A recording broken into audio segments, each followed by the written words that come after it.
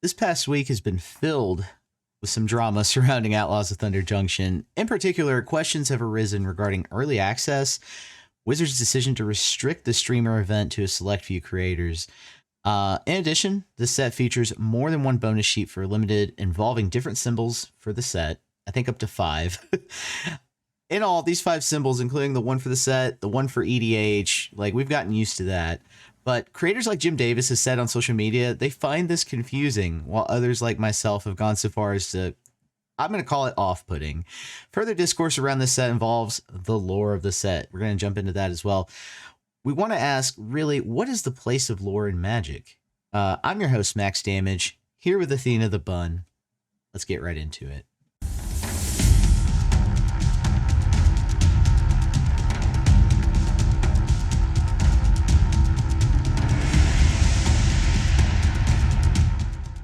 How about we begin with early access? Essentially, the big news here, if you haven't heard me complain about it on social media already this week, is that early access has been denied to a vast number of streamers who had been invited in the past.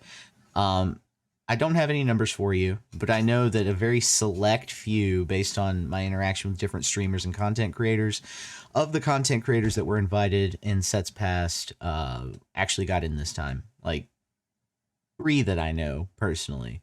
A little bit bewildered, a little bit caught off guard by this development. We knew early access went away the last set. We knew that, they fired their coordinator right before that.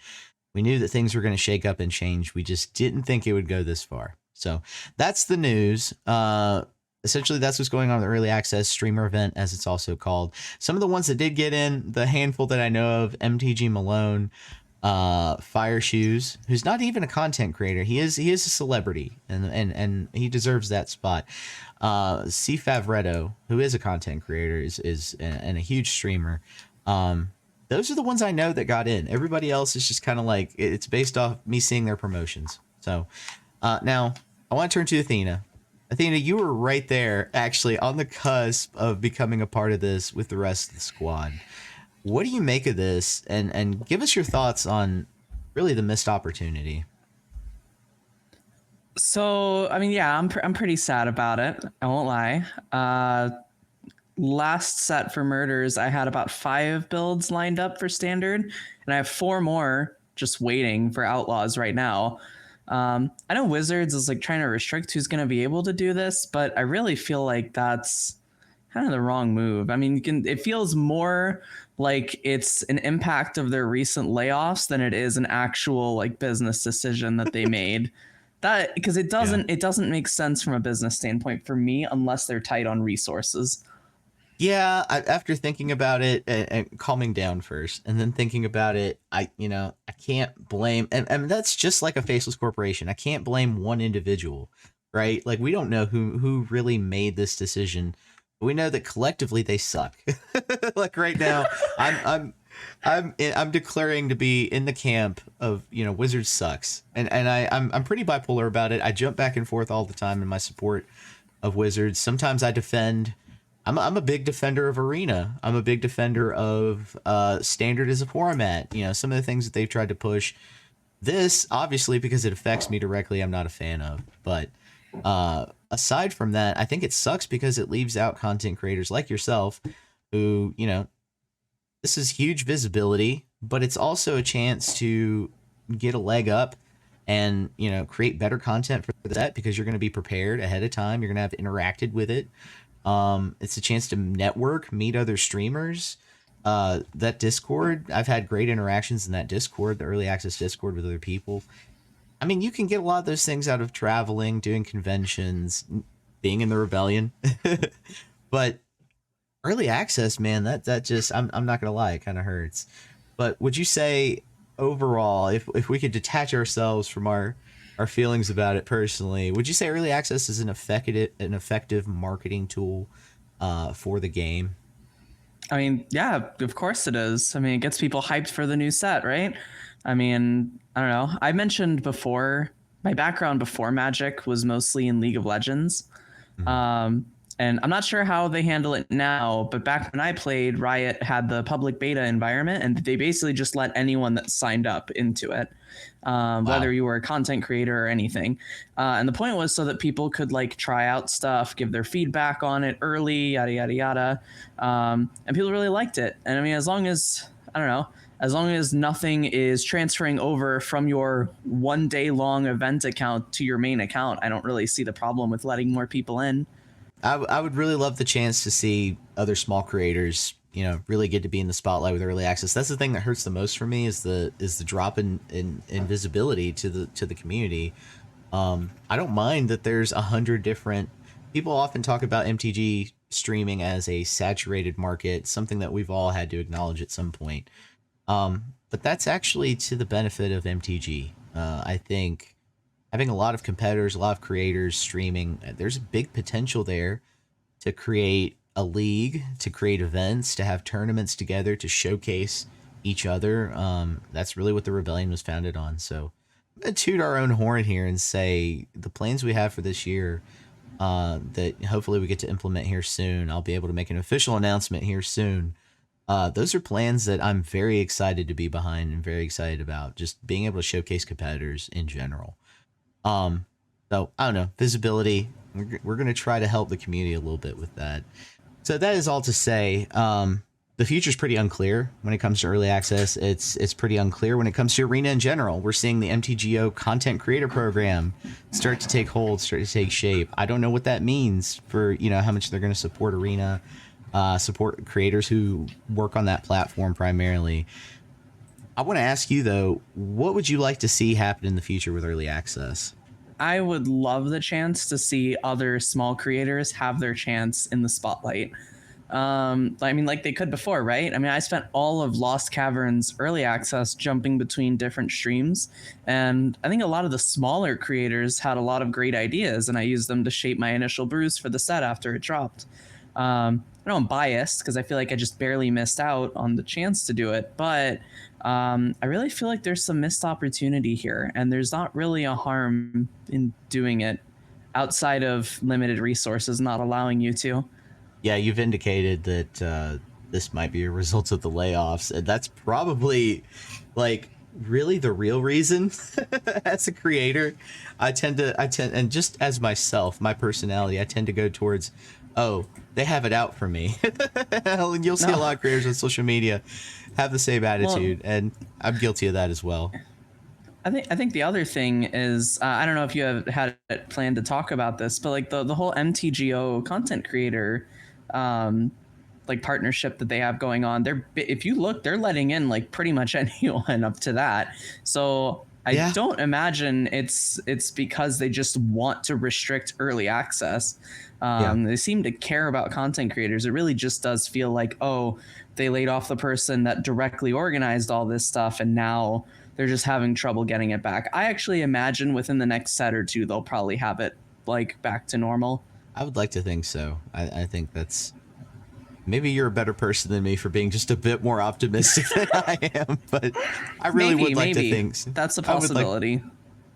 I would really like to think so.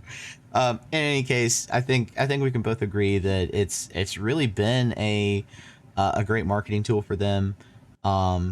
Perhaps the cost, perhaps firings, perhaps some Hasbro level decisions have affected it more than we thought. Maybe that's really what's behind it. I don't know. But in any case, one of the big things that I worry about just being a viewer of this is those draft tables are going to take a long time to form.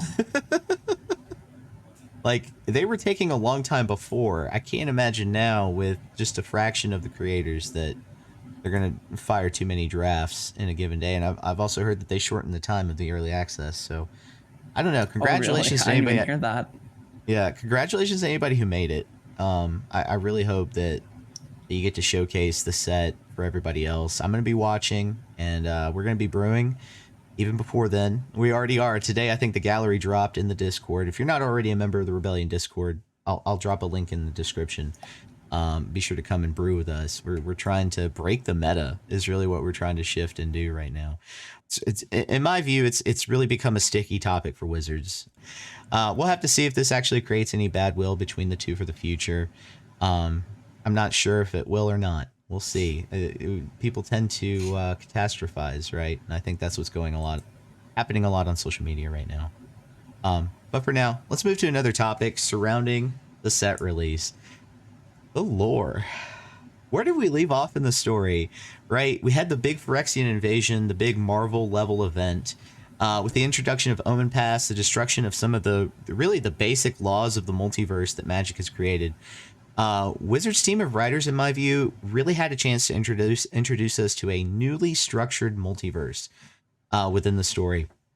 Murders at Karlov Manor confirmed some of the fallout, right? The story with Kaya on the plane of Ravnica in particular, clarified the complex relationships between planeswalkers, leaders of the community.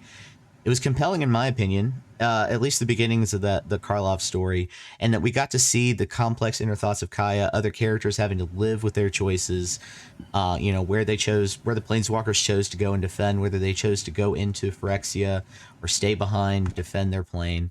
It had a lot of implications. There was a void, a chance to fill that void with a really compelling story. So, Athena, what did you think about that story? Just the Phyrexian invasion and the aftermath. Really, before we get to this most recent story with Thunder Junction and discussing the reaction from social media. So, I guess I want to start by giving a shout out to the YouTube channel Magic Arcanum. I watch their videos to keep up with Magic lore more than I do reading the stories, just because I don't really have the attention span to read through all the stories, and a lot of the times it feels like they move very slow in the actual readings. But that said, I actually did like the stories of both like Wilds of Eldraine and Lost Caverns, and I wasn't as big with Murder's story. Thunder Junction, I haven't looked too much into, but from what I understand and what people have told me about it, it does not sound super compelling.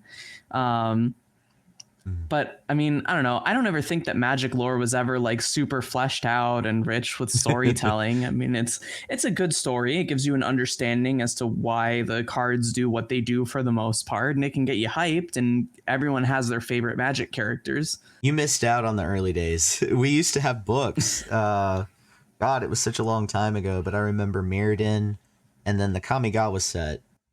Those two in particular, the books for those, I think the stories, right, they were even back then, you're right. They were a little bit shallow in terms of depth of characters, character development, plot development.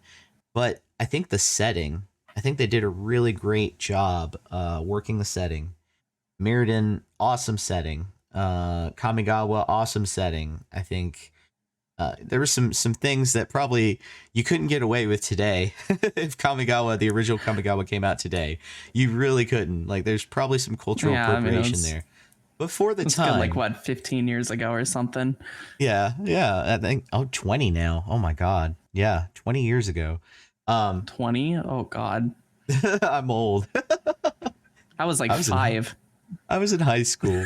Oh my God. Don't make me feel so old. But anyway, yeah, I think it was just a really cool like setting, world building. The world building was top notch, and I think that's what a lot of us miss.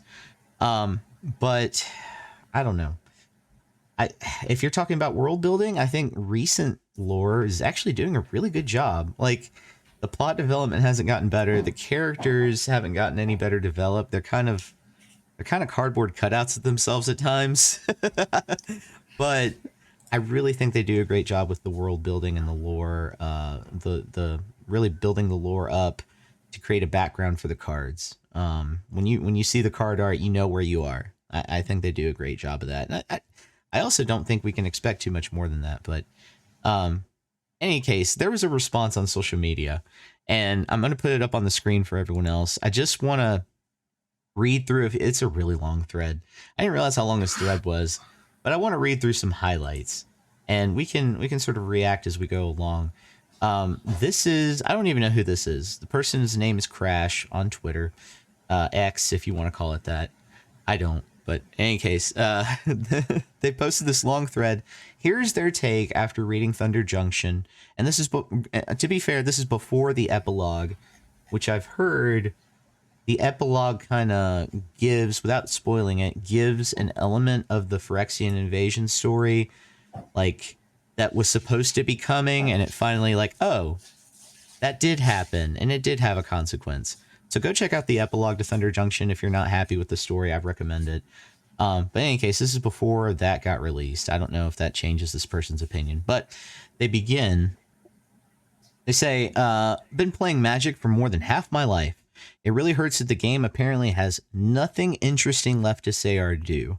So put a thumbtack in that. We'll circle back to whether that's a true assessment. I don't really blame the designers or artists, some of whom I've met in person are wonderful people. It's a much larger problem to me. And then they jump in, and we'll read some of these. At present, Magic is a game about nothing. So put another thumbtack in that one.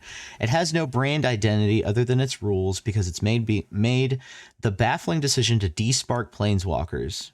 Okay, I kind of agree there. I loved the Planeswalkers. I thought they were a compelling element. That little bit I'll agree with. It has no narrative focus because we dizzyingly jump from plane to plane and sometimes from IP to IP every 6 weeks. Athena, do you want to respond right there to what's in parentheses? Sometimes from IP to IP. And we're not jumping from IP to IP in the Magic story. That's a little ridiculous. I don't know. I think actually to mention on the Planeswalker thing, I actually kind of like that they just like stopped printing 20 Planeswalkers every year. Yeah. Yeah.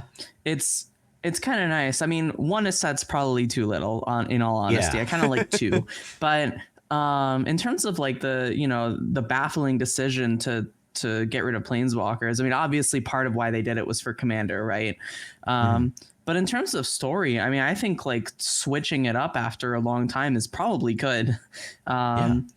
Another thing to keep in mind is another big franchise of Wizards of the Coast is Dungeons and Dragons, and with Omen Paths now in the Magic lore, they can actually do stuff with that too, where normal people in like Dungeons and Dragons Magic campaigns can go from world to world and with a much easier explanation in universe. Yes. Nobody's touched on that, but I think that's an important part of the conversation as well. They're making considerations in that direction, which is exciting. I hope they do that. I hope they connect those. But to continue here, it says the game doesn't push any boundaries or ask any questions. So I do want to address that here in a second. Any change to the status quo is immediately reverted. No, and I mean, that's comic book lore right there, right?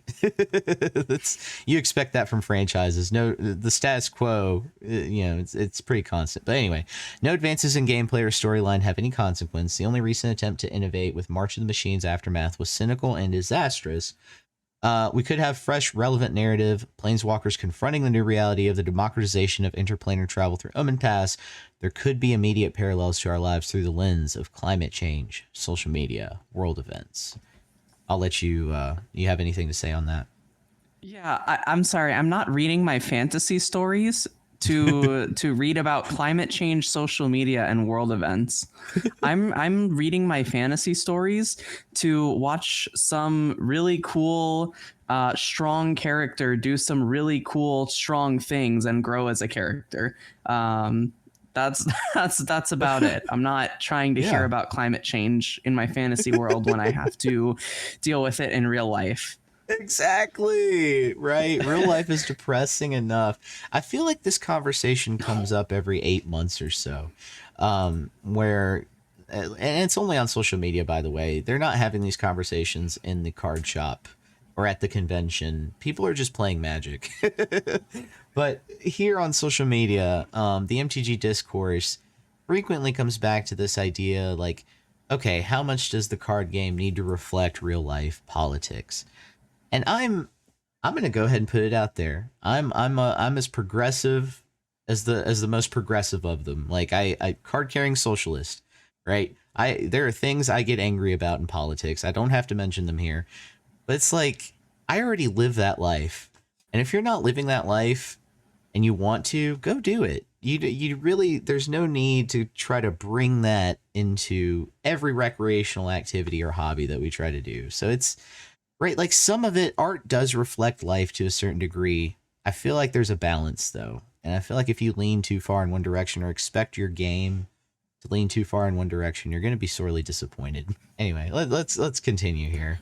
I'm going to scroll down here to where it says, and I kind of agree here because I remember how good the world building lore was in the first few sets. But where it says in the past, Magic has asked interesting questions about family, and then in parentheses it says the Brothers' War, Destiny, the Weatherlight Saga, Sacrifice, the Phyrexian Invasion, and beyond. And then the example of Teferi as a man out of time in every sense of the term with a unique narrative depth in the story. And yes, those are compelling elements. Those are high points, I think, in MTG lore building. But I don't think, even though that's true, I don't think it leads to the conclusion that they're trying to make it lead to, which is that these stories need to reflect real life in the same way. I think it actually points in the opposite direction. This is a liminal space for us to create those stories. Like they're housed here. They don't have to reflect real life to be compelling. But I'll read one more and then we can react. How is the audience being challenged by an incomprehensible year-long narrative about a very special boy trademark who is looking for his father in a plane built around a highly romanticized view of American imperialism that completely ignores the ethnic cleansing of indigenous people? All right, Athena, what do you think of that? Because, right, like some of that political language, I vibe with. I get it, but I still don't agree with the main point. But I want to hear your take. I think I first want to point out how contradictory it is to say that they want the story to reflect real life things and then get upset when the story is of a kid looking for his father. Like that is a pretty real life thing. You know, he's going between like the planes of the multiverse to do it, but it's a kind of tropey, but I mean, like, it's good tropey, I think. I don't know. It's a lot of people are tired of seeing Kellen, but how many of those people that are tired of seeing Kellen aren't tired of seeing the same planeswalker in 5 different sets in a year? You know what I mean? It's Yeah, I think it's just because Kellen hasn't been built up as a character as much as other planeswalkers, and they're starting to do that. Or I guess planeswalkers in general, but they're starting to do that. And I think it's nice that they can focus on these smaller characters that aren't planeswalkers now. Like, I'd love to see more character building for Thalia from Innistrad, right? Oh yeah, that's like another one that I think is a great candidate for having some stories about. Yeah, so, absolutely. Yeah, I think all in all, my response to this whole thing is just Magic, at the end of the day, is the story is there to supplement the card game. Nobody is playing their Elspeth Suns champion and saying, wow, I'm so glad that I get to put a piece of Magic lore onto the cardboard here. Have I ever told you the story about when Elspeth became an art? Like, no one is saying that. They're playing Elspeth Sun's champion because it's a strong planeswalker, right? I mean, no one's playing it nowadays, right? But you get the point. Like, no one's playing their Thalia Guardian of Thraben because of her backstory. People are playing it because it's a good card. Yeah, I just want to read one final portion of this tweet, and then we can let this subject go. Because yeah, I think we're both in agreement here that some of these points, just like oh god, if Darkstream were here, lawyer. I was in debate in high school, so I get some of it, but the idea that a point can be valid, like logically valid, or the premise true, but that doesn't necessarily lead to the conclusion. I think with some of these points, they stick. Right. And that's why some of these tweets get so many likes, is like some of these points stick with people with their criticisms, but I don't think it leads to the conclusion they think it does. But here's the last bit. It says, identify the trope, recognize the IP, share the content. And again, this goes into a little bit. This overlaps with the universes beyond criticism we've heard before. Share the content, especially if they can do it with mediocre franchises like Assassin's Creed, Doctor Who, and Fallout. Okay, that automatically got my blood boiling. So, like, if you wanted people to agree with you, you lost a big chunk of people right there. But they go on to say, they are so culturally behind the curve that just the thought of Marvel products next year is already embarrassing to me. But that's what you get when your game doesn't have anything left to say or do. There's that phrase again. Risks just aren't worth it for Hasbro because Magic is the only thing keeping the company from going under.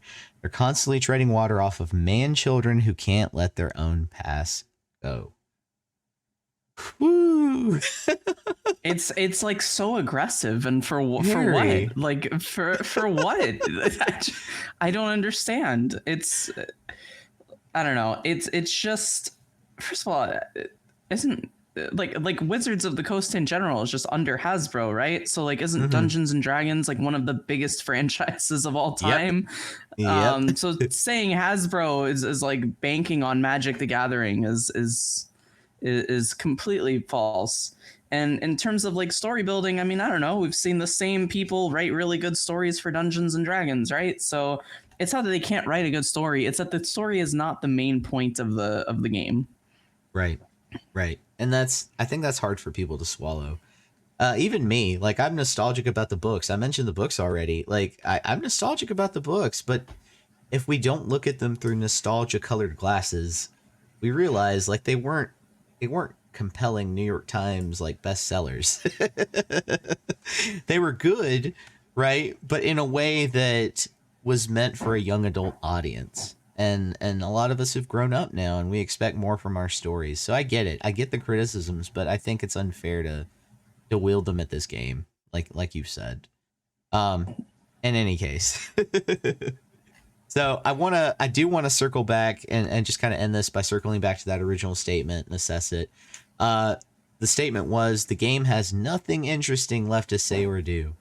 So I just want to turn to you and ask, do you think this is a fair assessment given the evidence that they provided and some we didn't read, like their praise of Amonkhet?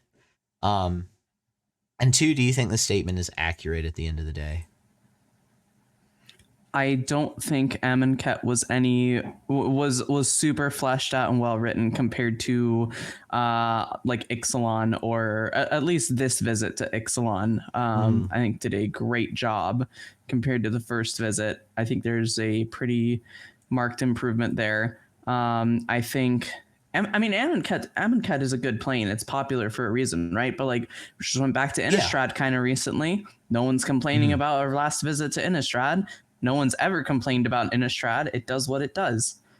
Or Ravnica. Yeah, they love Ravnica. Yeah, or Ravnica, right? I mean, the overall like thought that like Magic has nothing else to offer. There's still plenty of cool things to offer.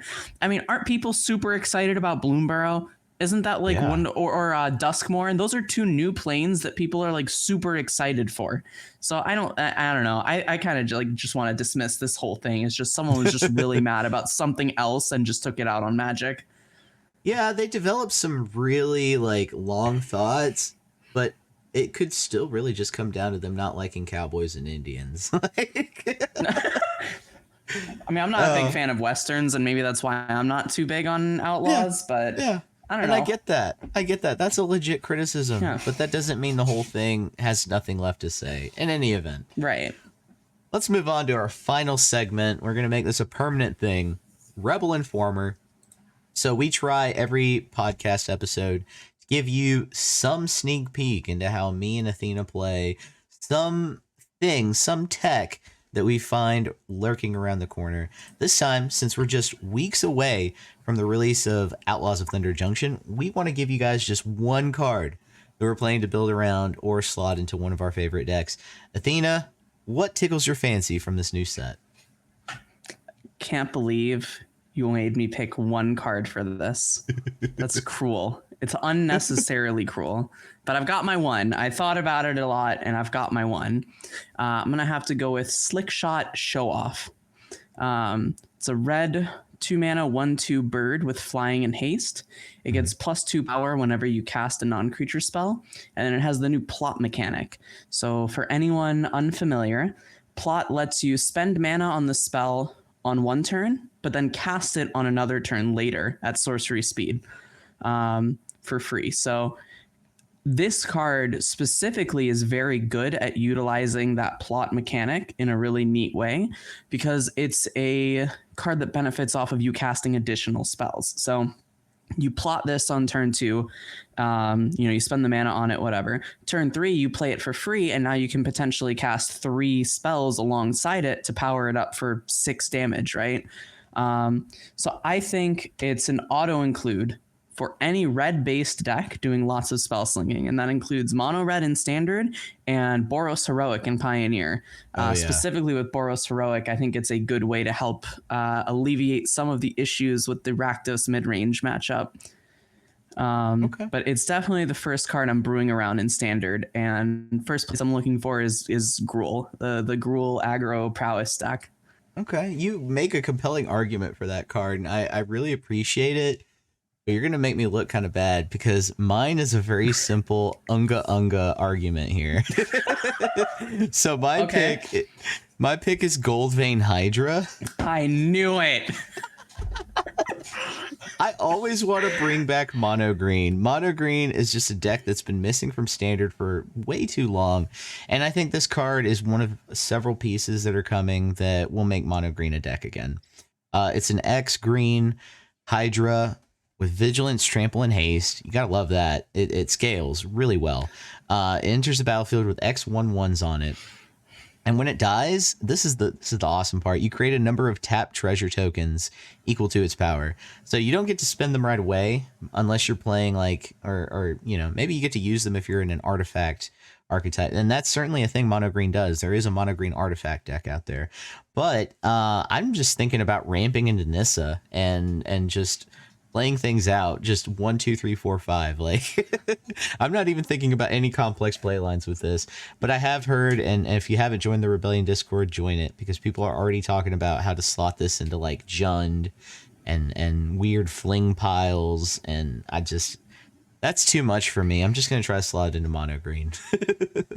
So how upset are you going to be when Mono Green is still bad and instead Teamer Ramp takes this for their own deck? Stop. As an additional win con.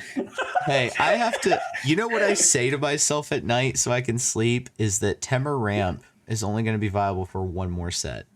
One more set, That's and then fair. those land... That's fair. Yeah? That's fair.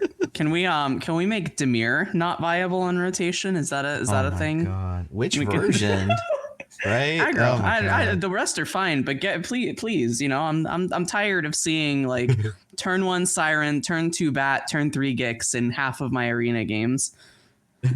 It's the Bat. No, it's Gix too. It's all of it. No, it's Gix. I don't care. The Bat's like whatever. It's 1-drop, 2-drop Gix that I have a problem with. If you're on the draw, there's times I'm playing control, I have to pitch a card to march for that. How do I end up playing Dimir against you every time we link up on Arena? Every Whether time. it's a showdown? We need a rematch because that first game disconnect screwed me really hard. You're right. We're gonna have to do that, and I hope we can get the platform up and running. I hope we can do some matches in a actual like streamer league by this time next month. That would be amazing. Don't quote me on that. I might edit that out. But anyway. No, that's all stay. Goodness. That's all the time we have for today. Thank you, everybody, for checking out the Rebelcast. Go check out the State of the Meta. Most of you actually probably come from the State of the Meta, so welcome from that. But also, we have the Sideboard Guide episodes every week now. Well, not every week. I shouldn't say that. It's going to be every week once we have a rotation of content creators who are going to be making that for us. Athena, I hear a rumor that you might be doing one for us when the new set comes out. Is that true? Yeah, pretty much right when it drops. I'm going to be doing one for Azorius Control. Hell yeah. I hope to see that. I know it's going to have some new cards coming, so I'm excited about... God, y'all capture this. Me saying I'm excited about Azorius Control. I'm excited about Azorius Control. What the hell? What's going on? We got another one. People keep pinging me in the Discord. Whenever someone asks a single question about blue-white control, everyone's pinging me, Athena, you got another one. Here you go. You're the Azorius gym leader. That's what that is. It's not even my favorite deck. Yeah. Well, that's all the time we have for today.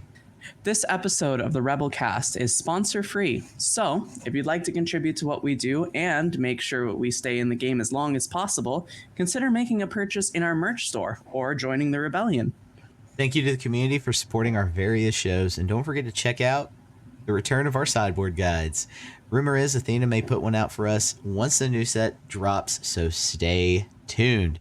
But from all of us at the Rebellion, untap, Untap, upkeep, upkeep, resist. resist.